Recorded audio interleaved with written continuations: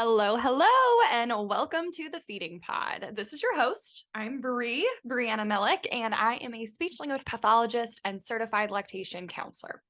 I specialize in infant and medically complex feeding and primarily see patients in the home health setting, although I do have some that I see in outpatient or via telepractice. I'm also an instructor at the university level and a PhD student studying communication and information sciences. I have a huge passion for evidence-based practice and supporting information literacy in speech, language, hearing, feeding, swallowing sciences, specifically as it pertains to social media and translational research. This podcast is meant to share anything and everything related to being a pediatric feeding SLP, feeding therapist, with sprinkling in a little bit about working in academia, being a PhD student, and how to access, appraise, and implement research into clinical practice. Some episodes may contain guests, and I'm already looking forward to some of those coming up, while others might just be me rambling about something that's been on my mind. Regardless, my goal with this podcast is that you walk away not just with newfound knowledge, but with the inspiration to think critically and not be afraid of research. So, without further ado, let's get into today's episode. Hello, welcome back to today's episode of the Feeding Pod. This is Bree here, and I am so honored to introduce you all to Kim and Kary, who are absolutely amazing clinicians, amazing humans, just all around have been so much fun to talk to. Kim and Kary both are living in California and working in different settings. They are the creators and founders of Feeders and Growers. This is a website, feedersandgrowers.com, or you can find them on Instagram at Feeders and Growers, where they just provide amazing resources and guidance for parents, clinicians, and other professionals. For professionals, they offer courses on feeding, eating, and swallowing. And for parents, they have on-demand courses on baby-led weaning, preventing picky eating, reversing picky eating, and transitioning from spoon to finger feeds through solid starts. And so, they're just absolutely amazing. They're here to provide. And this episode, you all are in for a real treat. So please help me in welcoming Kim and Kary to the podcast. I'm Kary. I am a pediatric occupational therapist. I've been practicing for the past 15 plus years. I started in outpatient doing feeding work mostly with kids with autism and children who are picky eaters for maybe the first 3 years of practice. And then I started working at a large children's hospital where I was trained to do NICU work. And we also worked with a wide range of children who had all sorts of issues, but my specialty was feeding. So I did a bunch of feeding work there. That was also where I got into breastfeeding work. And so I got my IBCLC about 6 years ago. So I'm a lactation consultant as well. And then I've spent the past almost 3 years working in pediatric primary care. So I'm in well child visits running a program that I help develop where there is a therapist in well child visits to do some feeding screening and developmental screening to support the physicians and the family medicine practitioners with deciding who needs extra support and who's just fine. Awesome. Thank you. And thanks for having us on the podcast, Bree. We're really excited to talk to your audience. But I'm Kim. I'm the other half of Feeders and Growers. I actually met Kary down in Los Angeles when we were working together at a children's hospital. I too have my IBCLC and I'm a practicing lactation consultant and have always worked in pediatric acute care, mostly NICU, cardiac ICU, and pediatric ICU care. Because life moves us around, and just like Kary left Los Angeles, so did I. Moved up to the Bay Area with my husband, or due to my husband's job. And I am still working in a large children's hospital, but mostly focused in the cardiac ICU at this point. So working mostly with little babies with congenital cardiac diagnoses and supporting them and their mamas with breastfeeding, bottle feeding, swallow rehab, that kind of stuff. Kary and I both have extensive in-home experience also, so providing lactation support to mamas and babies in home, just typically developing kiddos, as well as working with families for picky eating concerns, issues with selective eating, mealtime routines, habits, stuff like that. And then just to give a little overview of Feeders and Growers in general, we put Feeders and Growers together about, I think it was, Kary, 5-6 years ago, because we wanted to start putting out more high quality educational materials. I'm sure everyone listening to this has been to all of the the hot button CEU courses, and they're kind of the same ones that have been around for the last, 10, 20 years. And it just seemed like there needed to be a little bit of a shakeup in the pediatric feeding education community. So we put together Feeders and Growers so we could create that content and get it out there. So we currently have 2 courses online. We've got 2 that are in the docket that are going to be up in the next month or 2, and that's probably Kary and I's favorite passion project, is just helping educate other new therapists learning about feeding and swallowing and breastfeeding and all that good stuff. Awesome. Yeah, I'm so excited to have you guys here. And obviously, you're well aware I'm a big fan of all you all do. And I think it's wonderful what you bring to the pediatric feeding community. So happy to have you. So if you could just give a quick outline as to what all today's podcast is going to cover, the structure of what we'll be going through today. Sure. We were just thinking about the topic chasing the why, because that is a phrase that's near and dear to our hearts and something that we've always kind of kept central to our practice. And in the mentorship work that we do, we've always really pushed that concept on our mentees to really think about why we're doing what we're doing in our feeding therapy work. And then also using that same concept with our kiddos that we're working with. So chasing that why to figure out what's going on, not just kind of leaving it at the surface level and not just assuming we know what's going on, but really digging in there to try and be a good diagnostician and to try and really be a thoughtful therapist before we come up with a treatment plan. So today we're going to be talking a little bit about our own experience and how we came to this concept of chasing the why, maybe a few of our missteps in the process. We're going to cover more of what that means to us, the chasing the why, and also like where that phrase comes from, because actually it's more of a quote. Chasing the why is not something that we coined. We're going to be talking about chasing the why kind of in 2 main ways. So thinking about the kiddos that we work with. So like, why is the child struggling, and using that to make our recommendations. But then we also want to think about chasing the why in our own practice. So why did we choose a certain intervention, or why are we doing it this way? Is there evidence to support it or not? Then we want to get into a little bit about how chasing the why can really lead us towards strengths-based, individualized, evidence-based treatment for our kiddos and our patients, and then kind of wrap it up by thinking about the idea chasing the why to get to function. So like, what is functional for a child, or what is functional for a family, and how this can really be essential, especially because in the pediatric feeding therapy world, the literature is a bit sparse. So we use this idea of function when we're chasing the why, and we can't seem to find a good evidence-based answer to our question. Awesome. I love that. All right. So let's just kind of dive right in. So we'll kind of start out where you guys are talking about your personal story. How did you kind of get to this point?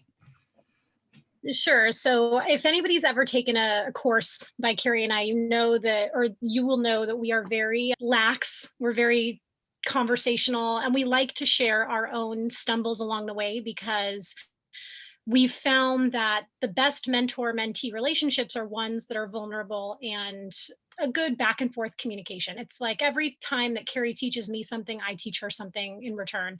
And so we wanted to start today talking about one of our crazy missteps, because this is a perfect example of how we really do need to determine the why behind the decisions we make. So when I was a brand new therapist, I had just finished my California advanced practice certification in swallowing, which is something that OTs in California need to get when they practice in the feeding world. Kary was my mentor, and I was working primarily with an older kiddo population, kids with brain injuries, that kind of group at that point. And a new feeding eval order had come up for a teenager in the ICU who had testicular cancer. The testicular cancer unfortunately had spread to his brain, and he was having some neurological symptoms from that.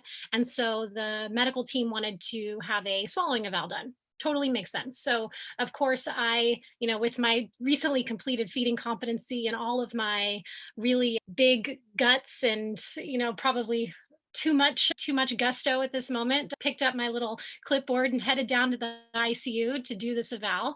And the kiddo looked a lot better than I expected. He had relatively good motor control in his face. He was able to mimic a lot of the facial expressions I was making with him. His vocal quality wasn't so bad. I actually was pretty impressed with what he looked like. And so, of course, the OT in me that's always thinking about occupation and function is like, oh, I want to make this kid's day. What can I do to make this kid super happy? He's stuck in the hospital with cancer. Geez, what can I do?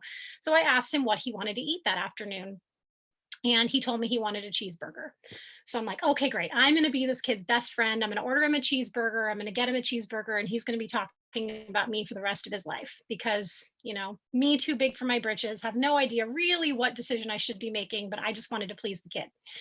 So I call the cafeteria, I order him his cheeseburger, it gets sent to the ICU, and I, march back in all excited about this feeding assessment, and I give him a bite of the cheeseburger. He chews probably twice, somewhat lateralizes it to his right side, and then just almost falls asleep. So essentially he's drooling. That big piece of cheeseburger is now pocketed in the side of his cheek, and I'm like, oh no, oh God, what do I do? What do I do? What do I do? So I stick my finger in there and I'm, scooping out the cheeseburger, and I'm like, nobody saw it. It's fine. I go and I quick throw it away, run. I'm like, nobody saw it. The nurse didn't see. Parents weren't here. It's going to be fine. Don't worry about it. So then, of course, I call the medical team and I make him NPO. And, I go 100% the opposite direction of what I was thinking because now I'm terrified of the stupid decision I made in my head. So I go upstairs and I start talking with Kary about this, and we have a very long conversation about why I came to the conclusion that that was a good idea. Maybe what a better decision would have been while also meeting the kid where he was at, and maybe how I could have gone about this or how I can go about this differently the next time. But just to make my embarrassment even worse, the next day I was sitting in the interdisciplinary meeting with the ICU. So it's typically the attending doctor who's normally a scary kind of folk like guy, the dietitian for the ICU, the physical therapist, the speech pathologist, me, the chaplain, the social worker, just like the whole team that covers the ICU. And they're rounding and talking about all the patients. And they get to this kid. So again, I'm thinking, oh, I've got so much to say. I can say that he's not safe to swallow. This is going to be great. I have something to report in this meeting. And this big, scary ICU doctor gets to him and he says, and some idiot came in yesterday and gave him a cheeseburger. And I'm like, oh my God, as I shrink underneath the table and I cower away. But that's a perfect example of a situation where I just had no idea why I was making the recommendation that I was making, even just in terms of choosing how I was assessing this patient. And I couldn't even justify my decision to the medical team in that moment. Looking back now, 10, 12 years later, I could absolutely justify why I had gone down that path and why I actually learned a lot from his inability to manage that food. But in the moment, I was paralyzed with this inability to understand why I made that decision, what it meant for me, and how I was going to move forward. So, Kary and I always like to start with a story like that to show we're all making mistakes. It's okay. The best thing that we can do is sit back, chase the why, and make a better decision the next time. I love that because I think it makes it so relatable because sometimes we see these people that, are sharing information or providing courses or things. And you're like, I just can't even get to that level. But like, we've all been there. We've all been the hamburger therapist and gone in and been like, I don't know why I did it. Now I could maybe reflect back, but I love that. So kind of moving into this next part. So, what does that mean then to chase the why? And where does that really come from? Yeah, so we love the work of Tina Payne Bryson and Dan Siegel. There's a book called The Whole Brain Child, and now they have several other books in that series, like No Drama Discipline. And I don't know, Kim, what are some of the others? The newest one is called The Power of Showing Up, which I unfortunately have not had a chance to read yet, but I've heard it is amazing. And then there's another one called The Yes Brain.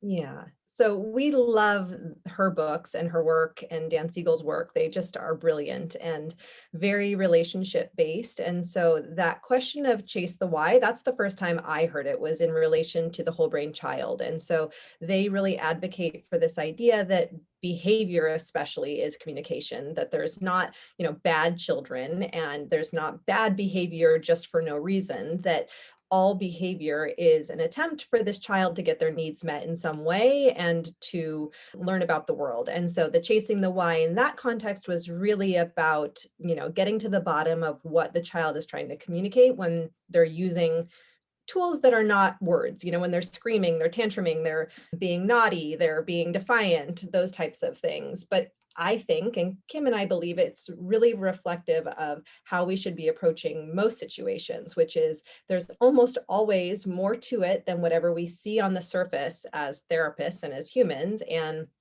when we chase the why, it's our way of saying, get to the root of it, or try, even if you can't get to the root of it, what we often tell therapists is you may get down to 3 or 4 different possible reasons, and that's okay. At least if you know that there are multiple possibilities, it's easier to move forward knowing that, okay, I'm going to try this one. And if that doesn't get me the results I want, maybe that's not the right one. Maybe we can try this next possible reason. But when you assume it's just one reason, or that there's just one way to fix a problem, and you're not even seeing that there could be other options, you're really limited in your ability to help a situation, because we all know, especially when it comes to feeding therapy, these problems are complex.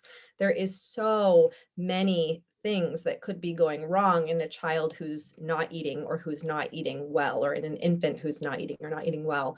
It's very rarely one cause, and it's very rarely an easy fix. So that chasing the why really helps us remember to dig down into, what are the multiple things that could be going wrong there, and how could we fix them? And then again, we flip that for our mentees to think about, don't take my word for it. Like we shouldn't have taken our mentors' words for it, and you shouldn't take our word for it, because there's a lot of traditional therapy that doesn't really have good research to support it. And when it comes to pediatric feeding, there's a dearth of information in general. So we want to make sure we're being very thoughtful about our clinical decision making, and not just doing something because somebody else told you to do it, or because you saw someone else do it. That you can, like Kim was saying, thoroughly stand up for your recommendations, that you can explain why you did it, why you made the next step, that you can explain to anybody who asks why you did what you did, so that it's clear that you had a very good why, and that you were thoughtful about that. It wasn't just shooting in the dark. I Well, think within the therapy world in general, and of course I'll use an example from developmental kind of rehab, quote unquote, but I think we're better about having a little bit more of that problem solving clinical reasoning when it comes to the world outside of feeding. So for example, if you're working with a baby that has a brachial plexus injury, you're going to do a treatment plan based on the fact that they have nerve damage. But if you're working with a baby that had a stroke, you're going to do a different treatment plan because they have an upper motor neuron, or a brain related damage. Your treatment plan will be different because you're addressing a different concern. We find that in the feeding world, it's just kind of like they're picky. Okay, let's throw spaghetti at the wall and see what sticks because they're picky. Where we want to go with this, and what we try to encourage new therapists, and honestly, even therapists that have been practicing for a long time, to do is, what is the underlying cause of that pickiness? The pickiness is just a demonstration of an underlying issue. Or what is an underlying issue of why that baby is not transitioning to the bottle from the breast well? What is causing that baby to make that choice? We like to say, and again, this is another Tina Bryson thing, it's very rarely a won't. Many times it's a can't. Most of the time it's a can't. So let's figure out why they can't do it, so we can actually manage the underlying problem. no, I think that makes so much sense, especially like kind of going back a little bit into what Kary was saying. I think as therapists, we a lot of times are doing like an ongoing assessment, because sometimes we might be trying to figure out that problem, because even in kids like, that have an underlying medical diagnosis, it can take some time and different tests to even get to there. So until we figure that out, we're kind of ongoing assessment of like, let's try this. Did it work? No. Okay, what can I move to next? And not being afraid to admit that didn't work, because there's times of that. And then also talking about mentors and following supervisors, things like, I highly recommend not to have blind confidence in the people that are teaching you. I want my students and I want other clinicians to question me and to ask me why, because if you ask me why and I don't know the answer, I either need to figure it out or I need to reassess what I'm doing. And so it also, helps me grow. And so I'm like, yeah, please question me. Tell me, call me out and be like, well, why did you do that for? What was that for? To kind of help through that. And I totally agree that behaviors are responses to something, especially for our kids that do have developmental delays and maybe can't communicate in the exact same ways. Food, this is something too that I'll talk about with kids that where parents are like, they're trying to control it. They're trying to control.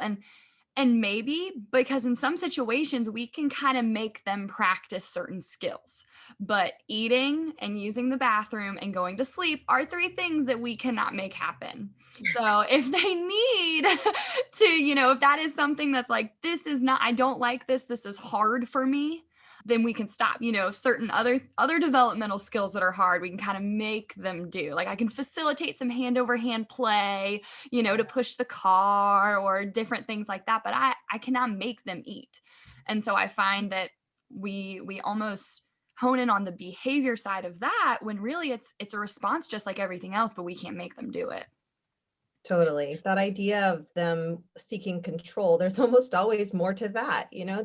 Somebody's control when they feel out of control. Why does this child feel out of control? Why are they needing that? Is it because they are unstable? Is it because they're anxious? Is it because there's a break in the connection between the parent and the child and they're seeking more connection there? There's always more to it than just they're seeking control. That's not the end of the why. Like that is a why, but we want you to yeah. So Exactly. that actually lends itself really well to kind of shifting into how Kary and I chase the why and how we encourage people that we're training to teach the why. We like to think about our feeding issues from what the signs and symptoms are. So, like, what are the outward presentations? So, in this case, maybe this child is avoiding eating, for an example. The next step is, okay, let's dig deeper and find out what the dysfunction is. So this child's not eating, maybe the dysfunction is control. Maybe they're trying to seek control. But the why is the third step, and it's the impairment. What is the underlying issue that is causing that dysfunction, which is showing up as these signs and symptoms, if that makes sense? So these are kind of the three boxes, so to say, that Kary and I like to fill out when we're working on problem solving a challenging kid. So impairments, if we're thinking about dysphagia, can be things like cranial nerve issue, could be something like vocal cord impairment or vocal cord paralysis, like with my cardiac babies I work with. It could be sensory processing challenges in some of our kiddos with autism. It could be poor sensory awareness with somebody that maybe has an upper motor neuron or brain injury type presentation. With our picky eaters, it could be an anxiety issue. It could be, poor strength in oral motor structures that's limiting their chewing ability. But at the end of the day, we have to figure out what that impairment is so then we can put together a treatment plan to treat the impairment. And tying it back to what you were saying earlier, Bree, we may think, okay, I really truly believe that this underlying impairment's anxiety. So I'm going to spend my next treatment session or 3 months, however long, working on repairing the relationship between the child and the parent and really helping decrease the anxiety with the child. Maybe we don't see improvements after that. That's okay. But now we have to go back and figure out which one of the other potential impairments could this actually be causing the dysfunction, which is being shown by the signs and symptoms. Yeah, and we love that connection of figuring out, if you're hitting at your impairment, you should see an improvement in your signs and symptoms. So it's not that the signs and symptoms are unimportant. Like you do want to keep your eye on those and you do want to track behaviors and watch to see what happens, but you really need to dig down and hit that impairment. Because again, as we were saying, if you're treating control, and so you're working on trying to reduce the child's need for control, that is very likely not going to actually get to the root of the problem. And so you're going to spend a lot of time working on something that won't make you good gains. And it will be a waste of your time. And potentially in some of the situations, Kim and I oftentimes teach on dysphagia, if you're not hitting at the impairment, if you're stuck in signs and symptoms, you could potentially be doing damage. You can do dangerous therapy when it comes to something that's a high risk practice area like dysphagia. So you want to make sure you're keeping your eye on the signs and symptoms so you come back to see, are those improving? But you also really want to think about, how do I hit at this underlying impairment with my treatment? Definitely. That makes sense. So kind of moving into this next step, I know you talked about, there's two main ways that you think about the child. And so we kind of hit on the why is the child struggling side. And well, I guess we kind of hit on both now that I'm reading it. But, Please. but we can even think more about this why am I doing what I'm doing piece too, because like Kary had mentioned, there is really a dearth of research out there in pediatric feeding. And honestly, the research that we do use is poor at best. And the studies that we reference, again, poor at best. And a lot of the treatment modalities and the treatment recommendations that we make are based on the adult world. Yeah. And I think when it comes to that idea of the why here, this is where you have to sit down and make a decision as to what it is about that literature or what it is about that experiment in the adult world that makes you think it'll be applicable to children. This might be a controversial example, but I'm going to throw it out there anyway, because the IBCLC and both of us, I think, loves this as an example. If you do work in the dysphagia realm, you're probably familiar with the Fraser Free Water Protocol. There's a decent amount of literature out there that shows no matter how dysphagic a patient is, even if they're aspirating, it's typically, there is a very low correlation between aspiration pneumonia and lung damage and infection when you do offer that dysphagic patient water on a clean mouth. So essentially, impeccable oral hygiene. So the theory is, as long as they don't have a bacteria-ridden, disgusting mouth, which unfortunately, when you've been in the hospital for a long time, is typically a huge issue. And normally the number one thing that Kary and I do when we walk into the room is, let's get the teeth clean. The research supports that even if they aspirate a ton of clean water, they're not going to see lung damage, aspiration pneumonia, and sorry, I'm totally losing my train of thought. They're not going to see poor lung outcomes or poor pulmonary outcomes from water intake. And there is also literature to show that quality of life improves, and also hydration typically improves, because anybody that's ever had to drink thickened liquids knows that that's just not something that you want to drink a whole lot of. So there are very little, if no, studies of this in the pediatric population. And so a lot of times you run into a situation of, well, can I recommend this? Can I not? There isn't really literature to support it. But when you're working with an infant, especially in a breastfed infant, how do you benefit? How do you help improve swallow coordination in a baby that's aspirating? This is one of those times where I want to apply this Fraser Free Water Protocol kind of concept to an infant who's breastfeeding. Again, the lactation consultant and Kary and I think would like to believe that something like breast milk would most likely be the safest thing for that child to aspirate. I can tell you from personal experience, my child aspirates probably every single time she nurses, because I have a crazy, heavy, intense letdown, and she's coughing and choking all over the place. And she is 16 pounds, and she is happy and growing and not sick and just fine. So of course, this is my N of 1. But can I dig deep enough to apply this adult literature to my pediatric population? I think I probably could sit there with a pulmonologist and make an argument for this. Sorry, Kary, am I going a little crazy? Yeah, well, I think it's also, can you apply it to peds, and can you make that jump from water to breast milk, which is the question. And I think, like you said, our hearts feel like, of course, yeah, breast milk is like gold, like that. It's so, and so there's a big piece of our brain that wants to believe that that's fine and that's true, but we have to acknowledge there's not literature to support that. So yes, I think there's an argument that we could make for it. And I think I have discussed this with doctors before who agree, who are like, yeah, I think we could try that. Let's try it out, And again, that is clinical reasoning that is being used in lieu of actual firm evidence, research-based evidence. And so I think that that's important because, again, we're going off the cuff here when it comes to some of these patients when there's no literature to support, yes, you can do this, or no, you can't do this. And I think it's important because as therapists, if we are not careful with that, we can say something like, this is just like the Fraser-free water protocol, and we know that there's research to back that, so that's fine. But that's not the case. But it is okay to express to a pediatrician or the pulmonologist or somebody, look, there is this literature, which I think might apply in this case. Here are the differences. Would you be all right with us doing a trial of this? So I think it's just, again, being aware of what's available and how we're using it so that we can explain it. And then again, so you can backtrack. I think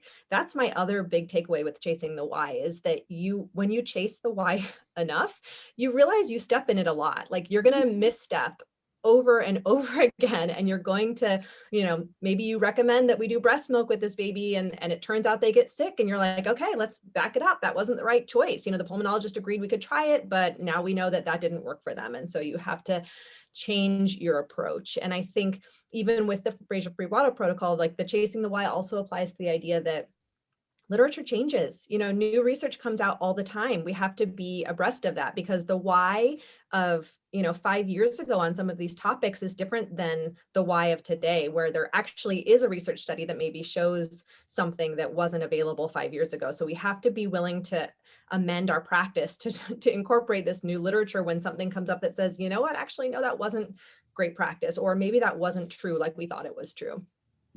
If that's too controversial, feel free to cut it out. Oh, I love it.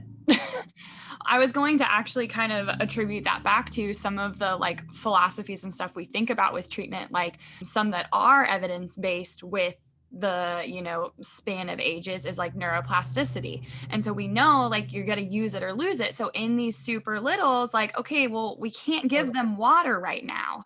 And so when you weigh those pros and cons and the risk versus benefit, knowing that you're going to continue to monitor their signs, you're going to continue to monitor if there's any changes, then that's where those arguments can kind of come up, because it's like, okay, well, we do know this. So how could we take some of the adult literature that we're aware of and apply it to the peds population? And of course, I'm sure there's some instances where you're like, this is not going to work because they do already have a history of respiratory infections and they've had pneumonia already and there's other criteria that you're going to look at in comparison. And so I think that's a great example though of because the literature is pretty scarce, sometimes we have to think about it with just our clinical hat on and how it could be applied. Absolutely. And I think that we get into a hole sometimes where there isn't literature to tell us what to do. So we're like, well, I guess they just have to be NPO for the rest of their life. But how can we make progress? How can we practice eating without feeding them? Right. So in the same way that you use the line of use it or lose it, it's that concept of disuse atrophy, which again is only supported in the adult literature in reality. Those muscles that are required for swallowing need exercise. We need to give them an opportunity to work. And I would make the same argument that the brain as a muscle needs exercise and learning the skill too. So what can we do? How can we apply that literature that we have to make an argument that a plan that's maybe a little bit more risky, maybe has some that needs closer monitoring, might be a good direction to go in order to build a little bit of skill and actually see progress. I'm sure all of you that work in the outpatient world love to get a referral for a kid that has been NPO for 3 years and they want to send him for a swallow study. And you're like, okay, great. So the poor therapist that's doing that swallow study is going to have to deal with this kid that hasn't eaten. And now we're going to give them chalky white stuff that, I don't know, ours is supposed to taste like green apple. I think it tastes like those little candy dots that they had when we were kids. Yes. You know what I'm talking about? Mm-hmm. So that's to me what it tastes like. And it's like, okay, doctor, I understand that you absolutely want to see a swallow study. I get it. But you're asking them to run a marathon when they haven't walked a block. Yep. How can we get there? Right? Like what assumptions can we make and provide a why, use an example as to why we're doing it. But what can we do? We have to do something. Yeah. And I think that just plays really nicely into that, like, also, okay, therapist, I know you want to be uber safe. Like, you don't want to do harm. We are people, therapists are people who really care, and we want to make sure that everybody is doing well and safe. But I think that we need to acknowledge that there's harm done when a child is NPO for 3 years. So that should be the absolute last resort where you've tried everything and you just cannot get them safe at all, which I would argue that's probably less often than we think it does. I mean, again, I think early on in my career, it was like the knee jerk, like, I don't know, make them NPO, like, I'm nervous, so I'm going to make you NPO. Like, I have that power. And it took me a few years of like mentorship and practice and thoughtfulness to think about, what, that's not an appropriate recommendation, because I'm possibly doing just as much harm, or I am doing a type of harm by making a child NPO for any length of time. So I need to be careful with that recommendation and know that, again, I've tried multiple avenues, and I'm not just doing that because I'm scared or because I'm not sure what happens next. And that kind of perfectly ties back to my hamburger story, right? Looking back at this now, I did an oral motor assessment. He had pretty symmetrical oral motor control, believe it or not. He was managing his secretions well, which told me at least I know he can swallow his secretions. I don't know in that moment if he's aspirating his secretions, but at least he's managing them. He was able to chew ice chips, which I had started with. He was lateralizing ice chips without an issue. He swallowed without any clinical signs to me that was a challenge. And so of course I'm thinking he's showing some skills that he can do something. My brand new therapist brain was missing the fact that the ice chips are cold. They give a lot of sensory feedback when you bite down into an ice chip. One or two small ice chips is a very different presentation as opposed to a mixed consistency hamburger. The hamburger was presented later in the day when he was more fatigued and had less alertness. But again, these are pieces of that why that in that moment I just couldn't see. Looking back on it now, I should have come back the next day after doing maybe oral hygiene to give him some really good sensory feedback to his mouth, alert him, get him ready to go, and then do a small bite of hamburger. That probably would have been absolutely safe and much more successful than the way that I did it. Exact same plan, just done in a little bit of a different way, because I was able to determine, or now looking back, I can pull out the pieces of why it didn't go well. What was I missing in that decision-making process? No, it makes sense. And I think that's where there's this little bit of I don't want to call it confusion, but we go through all these courses and we're like, I have this certification, or I did this and I'm going to go apply it. But when you actually, like, the problem solving skills and the critical thinking that goes into taking that information and applying it is a whole nother level of clinician, like it really takes. And so, thankfully you were in a situation where you did have this great mentor and, she could help guide and talk you through that. And I think that's where, we should advocate more for ourselves in that manner of expecting more from our mentors and things, to be like, okay, I took that course that you told me to take and that's great, but I still need support here. And also just knowing when to ask for it. Because I totally could have just walked upstairs and been like, I'm never feeding anyone ever again. I'm making them all NPO and we're just not doing anything. Instead, Kary said, all right, maybe that wasn't the greatest decision today. Let's talk through it. Mm-hmm. Which that moment probably made me the clinician that I am today. Because instead of being scared and just thinking that I have no idea what I'm doing and I'm always going to make the safe choice, she taught me, or gave me the opportunity to fumble, to screw up, to pick the ball back up and and continue running, So like you said, I really think that people need to advocate to the best of their ability to have somebody to popcorn these things with. Yeah, for sure. Yeah. And I think a good mentor really brings that out of people. Bree, I know you do some mentorship and like that's a big part of your practice, but like I think that's hard as mentors. Like when you're even like, again, when I think back to my early days of being a therapist and taking on students, like it's easier to be like, why would you do that? And shame them and like, make it a thing like, well, they don't know, they're not that good. But like, it takes a lot of years of practice to hone the ability to try, make a mistake, come back, try again, be thoughtful about things. and to think through, why that didn't go well and then make a new choice. I just think, a good mentor recognizes that like you're going to have failures and it's okay to do that, but those are when you most learn. And all of us need to build that skill of clinical reasoning, because when it comes to a feeding evaluation, it's almost impossible to get all the answers you need in that 1 hour or that first visit. You're going to need to use consistent clinical reasoning. So from visit to visit, from session to session, you're always dedicating a piece of your intervention to more clinical assessment. Let's assess how this intervention is going. Am I still thinking that these are the impairments, or am I starting to rethink the direction that I need to go? And so that clinical assessment is ongoing, and that chasing the why might shift as you learn. Yeah, no, that completely makes sense. And it kind of relays into this next point of like relating chasing the why to the feeding work and how it really facilitates. So you guys kind of mentioned like strength-based individualized treatment. And so kind of just elaborating further on that part. So one thing that you mentioned earlier, or this idea of like, you go to a course, and Kary and I are not the biggest fans of courses that teach protocols or that say, this is the method, this is what you're supposed to do, because you walk out of that course thinking, okay, I'm going to follow steps A, B, C, D, and E with this kid.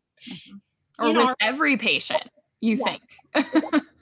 And it's going to be easy. I'm just going to follow these steps. And that's what everybody wants, especially when you're a new therapist and you feel lost and you feel overwhelmed. All you want is somebody to say, this is what you do, and it's going to work, and you're going to feel really good about it. But that does not provide individualized, evidence-based why, or like you're not managing the why of that kid. You're literally just saying, this is a one-size-fits-all program that's going to work. When kids are more like shape sorters, we have to figure out which shape and which direction to turn it and which hole to put it in. And these prescriptive programs don't necessarily give you the freedom to be able to do that. Yeah, that's our big push for therapists, to figure out the why of this child and then to individualize your therapy accordingly. So even if it's, I don't know, a tongue lateralization issue, and you're like, oh, actually, I know what tongue lateralization issues, these 3 treatment strategies are gold, so I'm going to do them. From child to child, you're going to need to individualize that tongue lateralization activity to the interests, to the temperament, to the pace of that child. And so if you are not constantly thinking about, well, why does this activity work for this impairment, and then thinking, and why would this work or not work for this particular child, you're going to end up not making the type of gains that you would want to be making, because again, you're not thinking in an individualized way. Yeah, that makes me think too about working with our 6 to 12-month-olds on learning to chew and transitioning to solids. Again, anybody that follows Kary and I know that we're very pro baby-led weaning and introducing food via finger foods. But I think about this a lot when kids are either developmentally delayed or maybe even typically developing kids, and in that 10, 11, maybe 9, 10 month bucket, they're just maybe still gagging a lot, they're struggling with moving food around in their mouth, they're just kind of not being as successful with eating as we would expect. Again, there's a big range of normal, and there's probably nothing going on with that kid, but many times a pediatrician might refer them for feeding therapy. And I've seen a lot of times therapists say, okay, well, let's go back to purees and let's work on purees, because we need to go through a protocol that I have been exposed to. I get it. I understand why that decision's made, I think. But that doesn't, that doesn't address the underlying issue. Why is that child, for example, still gagging at 10 months old? Let's figure it out. Is it because they don't have a good intraoral map and we need to do more mapping of the mouth? Is it because they're really anxious at the table and so they're gagging a lot because they have anxiety? Is it because we could dig for days as to what that problem is, and going back to something like a pureed food is not going to answer that why. No, it's a compensatory strategy at that point. So you may solve the gagging. Great. You went back to purees and the purees don't make your baby gag, but that's compensation. That's not intervention that's moving skill forward.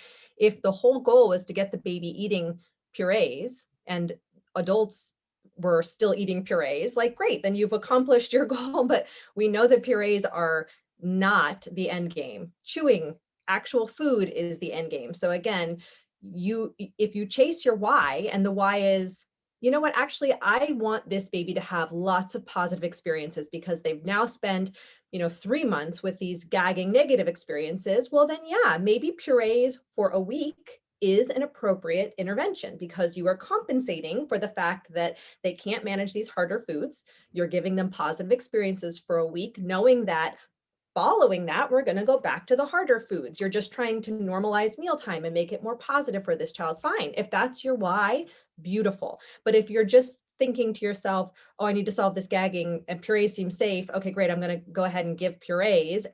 And then you don't have a plan for getting off of the purees and you're not really sure why you're giving them. You just know that it improves the gagging.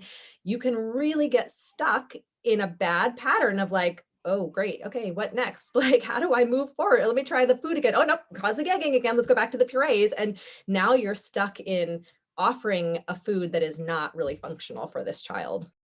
Yeah, I think that brings up that good point of compensation versus remediation.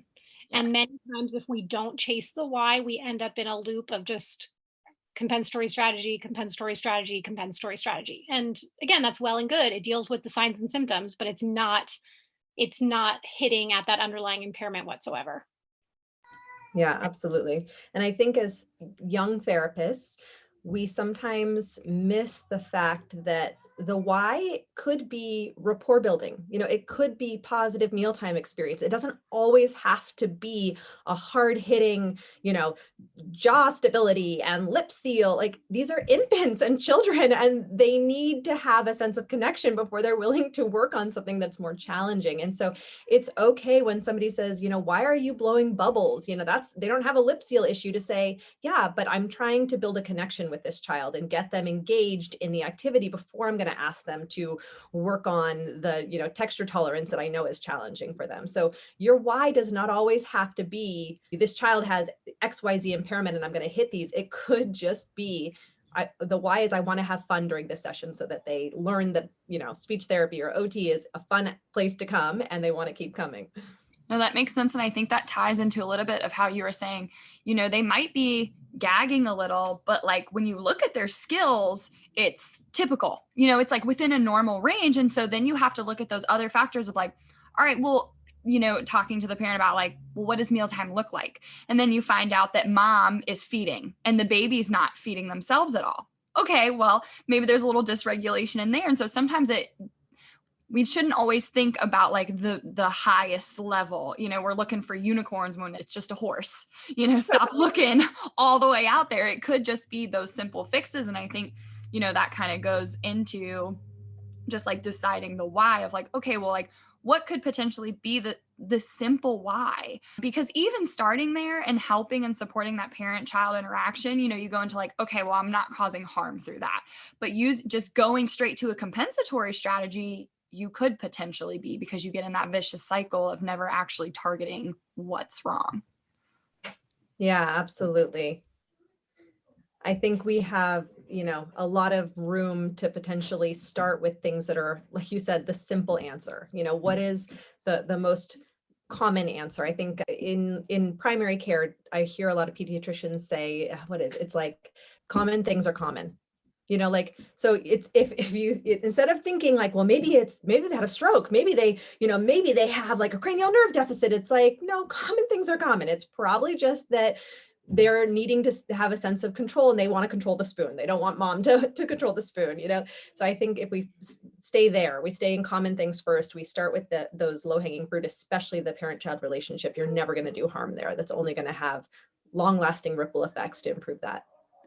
Okay, so I'm going to kind of stream us into this last one. So kind of the last major point is, how we use the idea of function or what is functional to guide us when we aren't quite sure where to go in the literature. So I know we touched on this a little bit earlier, but kind of going a little more in depth into our method of thinking. Yeah, absolutely. So I think when it comes to the idea of there's no literature here, I don't know where to go, there's no, clear path for how to deal with this, we strongly recommend going back to what is functional. What is functional for this family and what is functional in general. So we know that when it comes to feeding, functional is, we want to be able to eat a wide variety of foods, and that some of the most nourishing foods tend to be the most resistive. And so chewing is very functional, not drinking your food, not purees, but chewing. And we know that being able to sit and enjoy a meal with a family, that's functional.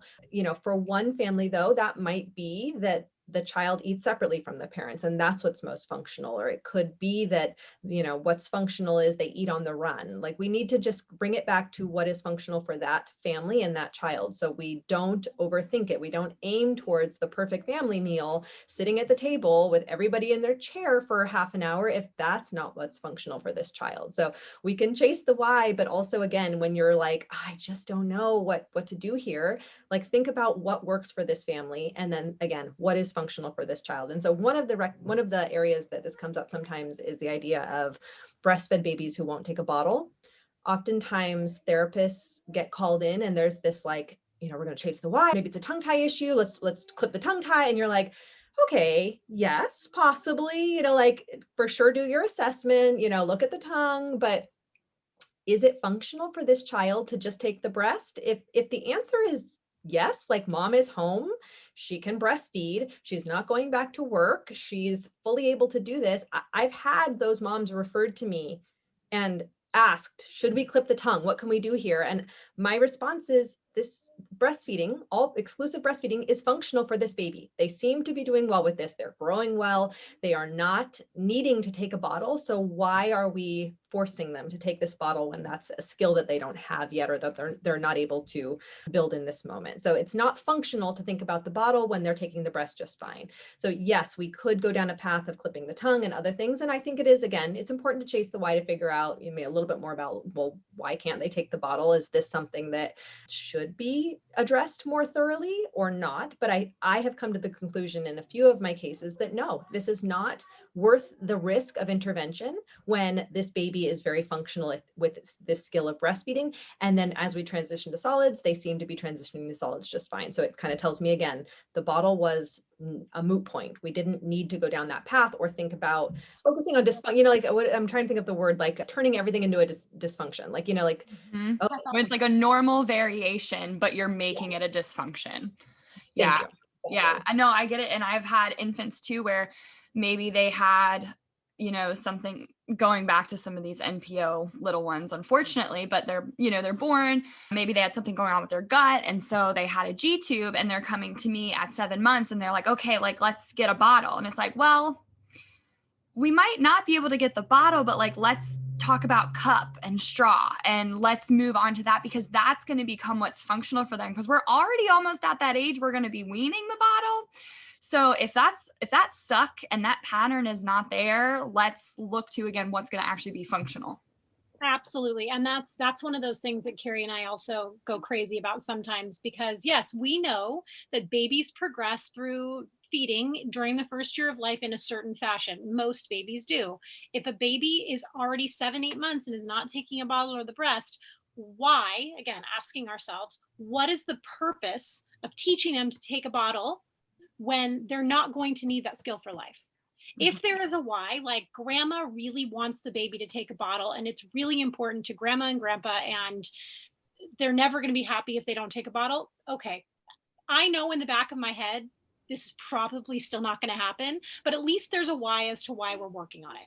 And then if we come up with a compensatory strategy, it feels justified, like maybe like cuddling and doing a tiny bit of cup drinking in grandma's arms could be the way that we accomplish that closeness that grandma is seeking. Like, we can come up maybe with different strategies. It doesn't have to be that bottle in that situation, but it does help us to know that there's a need there, a desire there. But Yeah. I think the cup drinking is an excellent example. That's something that comes up a lot where we're like, why is this baby still working on breast and bottle when they're 10 months old? Like, get them on solids and get them on a cup. That's not functional to be on a breast or bottle at this point. Like, yes, we want a 7-month-old to take a breast or bottle if that's what they were doing, but a 7-month-old who's never taken a breast or bottle is lacking those reflexes that are going to get them to that skill of bottle or breastfeeding. And so it's not functional to try and push them back towards that.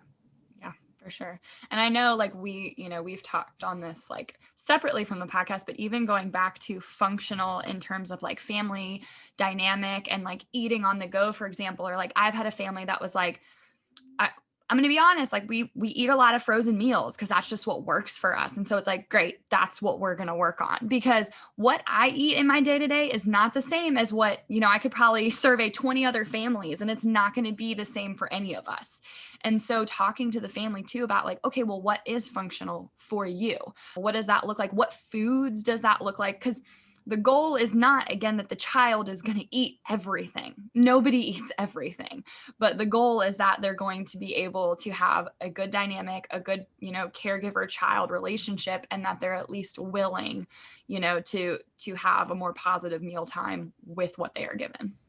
Yeah, absolutely. I also think this idea applies to the idea of like who needs feeding therapy, because I've heard many families who have come to feeding therapy, but who have had issues for many months or even years say, my doctor kept telling me this wasn't a big deal. I didn't need feeding therapy because they were gaining weight well, they were growing well. And it kind of comes back again to the idea of function, to be like, great, you're gaining weight while your child's growing well, but were meal times functional for your family? No, everybody was suffering. You were arguing, fighting, feeling frustrated over and over and over again. Or maybe they had figured out a strategy to make meal times at home smooth because they were always serving the same 3 foods to the child, but that wasn't functional in the community because they would go to grandma's house or they would go to dinner at a restaurant and suddenly the meltdowns would come out again because now it wasn't the same 3 foods that were available. So I think that's also important for us to think about when we're educating other medical professionals in terms of like, yes, feeding therapy is important for a child who's not gaining weight or growing well, but there's also many other instances where there is dysfunctional feeding happening, even though the child is growing well and gaining weight. Yeah, the actual quality of the feeding over just the quantity of growth. Totally. Sure. Okay, well, that kind of sums up everything in there. Is there anything else, Kim or Kary, that you guys would like to add to today's podcast? We just strongly encourage all the feeding therapists out there to find a good mentor who they trust, who doesn't, shame them, who doesn't force any one ideology on them, who allows them to be creative and to find their why in their feeding therapy sessions. And again, to seek out courses that are non-prescriptive, that allow you, it's fine to find some prescriptive courses, but then to acknowledge that you're going to probably use those hopefully in a non-prescriptive way. So look for education and learning opportunities that are individualized and that help you with your clinical reasoning more than with just coming up with a step-by-step protocol. Yeah, I think that's probably the best advice we can give anybody is take courses that challenge your clinical reasoning. And even when you walk out of a course that maybe is a little bit more methods based or, use this protocol, walk out and then dig deeper. How can I use this? What is this protocol actually managing? At the end of the day, what is it doing? Just walk out of these courses with the thought of what is this actually getting at? What is this actually working on? I'm trying to get to the point of when you walk out of a prescriptive course, think about what that method is. What's the underlying impairment that method is trying to address? Is it trying to address anxiety at the table? Is it trying to address chewing skills? Like what piece of the pie are you working on with that prescriptive therapy program? And I think that just goes into also building that mentorship experience and community where you can take what you've learned from a program, from a course, and talk through how to apply it. Because like you said, there's little pieces of things that will be beneficial, but it's really, really hard to follow just step by step with every kid you come across. Certain kids it works for, but not all. And so I think that's something to consider. And even within kids it might work for, there's probably other things you're doing just as a skilled clinician that are benefiting that child outside of the step-by-step approach. So yeah, I think that was great. I thank you all so much for coming on and talking about chasing the why, and hope to... Thank you so much for having us. This was great. It's always fun to talk with you. We really are big fans of your work as well. And so it's fun to see all the things you're doing and putting out there for therapists. Thank you. Yeah, this was a lot of fun. Thanks, guys. Thanks for tuning in to the Feeding Pod this week. If you enjoyed today's episode, please don't hesitate to share this podcast with your friends and colleagues and leave us a 5-star review wherever you're listening from. If you're interested in learning more about pediatric feeding and swallowing, be sure to follow Bree, me, on Instagram at Pediatric Feeding SLP. Or check out my website where you can get access to more courses and information, www.pediatricfeedingslp.com. Again, thanks for being here and listening to my ramblings, and I hope you'll keep listening. Until next time, cheers.